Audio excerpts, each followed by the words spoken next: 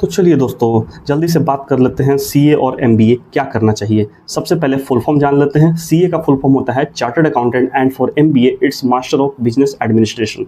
Second, कौन organise करता है? सीए कोर्स को ऑर्गेनाइज करती है आईसीएआई यानी institute of chartered accountants of India, और एमबीए कोर्स ऑफर किया जाता है लॉट ऑफ इंस्टीट्यूट्स के द्वारा इंडिया में और इंडिया के बाहर भी। थर्ड, सीए 3 लेवल में कंडक्ट किया जाता है। पहला होता है फाउंडेशन लेवल जो कि इंटर लेवल टेस्ट होता है, दूसरा होता है इंटर लेवल जो कि इंटरमीडिएट होता है, और देन उसके बाद फिर सीए आर्टिकलशिप होता है जो कि एक ट्रेनिंग पीरियड होता है 2 साल का दोस्तों, और इसमें कुछ ट्रेनिंग्स होते हैं, स्मॉल ट्रेनिंग्स, कुछ बिग ट्रेनिंग्स होते हैं, एंड देन फिर आप एलिजिबल हो जाते हो सीए फाइनल के लिए, एंड देन आप सीए बन जाते हो।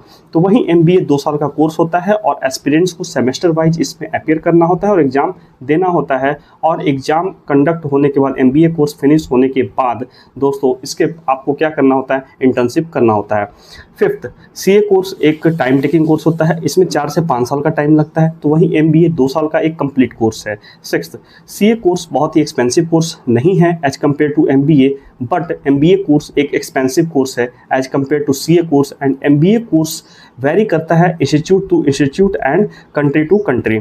Seventh, CA course MBA course से टफ होता है, but MBA course CA course के मुकाबले टफ नहीं माना जाता है। एट्थ, सीए कोर्स में वेरियस सब्जेक्ट्स प्रोवाइड किए जाते हैं जैसे business environment, financial accounting, reporting, auditing, taxation, general management जैसे सब्जेक्ट्स। तो वहीं एमबीए कोर्सेज में accounting, economics, human resources, marketing जैसे सब्जेक्ट्स होते हैं। नाइन्थ, जॉब्स की बात कर लें, सीए कोर्स आपको वर्क करता है as an accountant, auditor, internal auditor, tax consultant के रूप में आप वर्क कर सकते हो अगर आप सीए कोर्स एक डिग्री आपके पास होता है तो। लेकिन अगर आप एमबीए का डिग्री आपके पास है तो आप एचआर के रूप में, मैनेजर के रूप में, लीडर के रूप में, सेल्स हेड के रूप में जैसे रोल्स में आप काम कर सकते हो।